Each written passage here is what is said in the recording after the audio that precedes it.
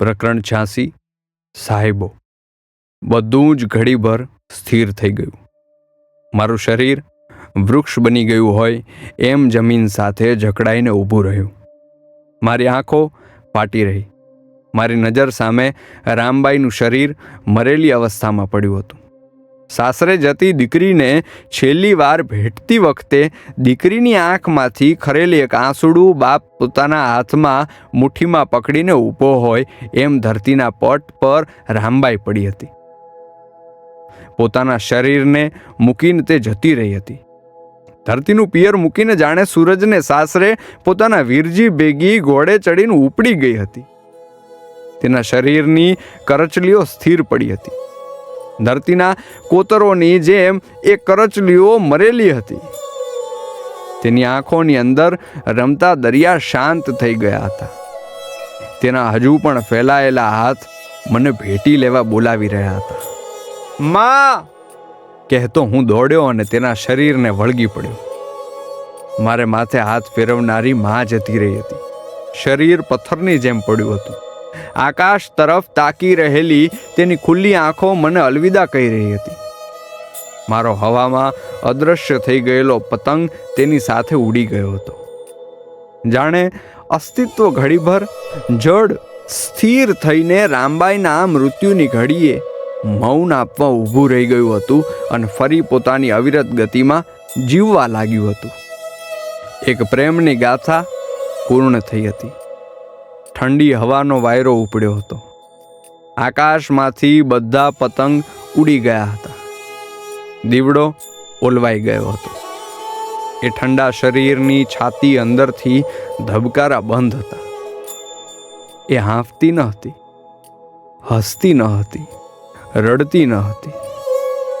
માં જીવતી ન હતી.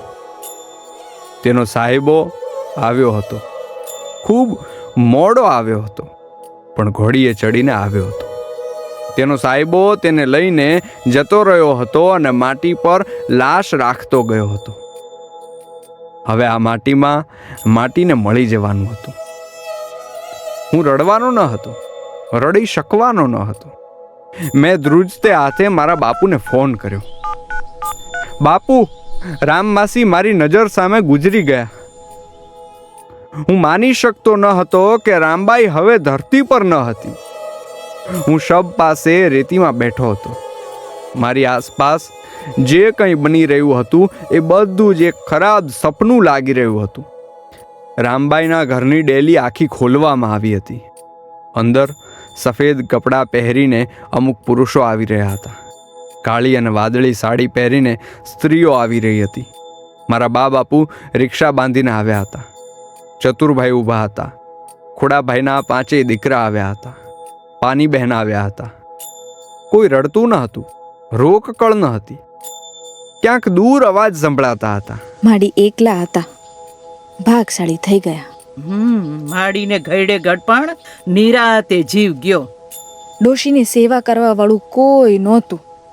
ભગવાને બસાવી લીધા. હો, એ શબ્દો હું સમજી શકતો ન હતો, સમજવા પણ ન હતા. રામબાઈનું શરીર ઊંચકીને ઓસરીમાં લઈ જવામાં આવ્યું. બપોર થયા ત્યારે નનામી આવી. કલાકો સુધી માણસો નનામી તૈયાર કરતા હતા. બ્રાહ્મણ આવીને કશુંક બોલતા હતા. શબના મોઢામાં ગંગાજળ મૂકવામાં આવી રહ્યું હતું. શું થઈ રહ્યું હતું એની મને ખબર પડી રહી ન હતી. હું બપોરે 2 વાગ્યે તડકામાં ભીંત પાસે ગયો. ભીંતને ટેકે બેસીને હું ફળિયામાં મુકાયેલા નનામી પર બાંધેલા રામબાઈના શરીર તરફ જોતો રહ્યો. ઉપર આકાશ તરફ જોયું. અમુક પતંગ ચગતા હતા. મારી આંખે આંસુ આવ્યા. મેં મારા ગોઠણ વચ્ચે માથું છુપાવી દીધું. આંખો બંધ કરી દીધી. થોડી વાર પછી કોઈએ મને બોલાવ્યો. હે છોકરા, હાલ બેટા હાલ, ઠાઠડીને ટેકો દે. મેં ઝબકીને તરત જ આંખો ખોલી. નનામી પાસે ગયો. મારા ખભે નનામીનો એક છેડો આપવામાં આવ્યો. અવાજ ચાલુ થયા. રામ બોલો ભાઈ રામ, રામ બોલો ભાઈ રામ, રામ બોલો ભાઈ રામ.